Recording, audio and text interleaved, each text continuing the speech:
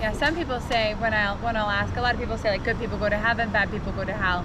But there's a little bit more depth to it than that, right? Because if we know God's standard of moral perfection is those 10 commandments: so no lying, no stealing, no lusting, no blaspheming, don't dishonor your parents, which if we went through, we could probably, we all can admit to some degree we've broken that, right? We can Every admit. one of us has violated one Exactly, of those 10 yeah. rules. It's hard to say, isn't it? Like it says all liars will have their part in the lake of fire. It's hard to be like, well, it was a white lie. It wasn't that big of a deal.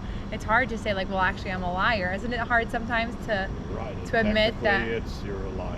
Yeah, yeah. And Jesus made it work because, technically in the 10 Commandments, it was don't commit adultery. But Jesus said if you ever look with lust, then you're deserving of separation from him. Yeah. And And a lot of us are guilty of that. Absolutely. So someone attractive, we're married. Yeah. Yeah, I agree. And it says that the wages of sin is death. So when we commit those sins, that we earn death for those sins. And so those sins separate us from a holy and righteous God.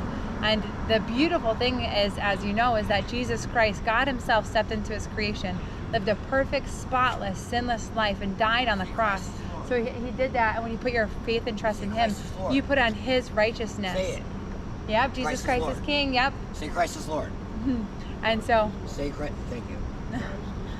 And so it's so amazing because we can't do good enough, right? We can't undo our sins. We can't tip the scales and say, well, now I've done enough good.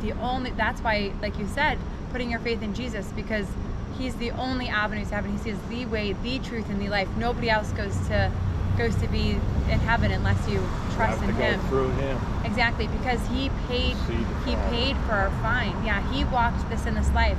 So that's why we read in the Old Testament is like there was always that atonement was through the blood of another animal. You know how that you read they sacrificed the animals. And so Jesus was that atonement for us. And it's such a beautiful thing to know that the creator of the universe loves you so much, loves everybody so much that he died on the cross for us.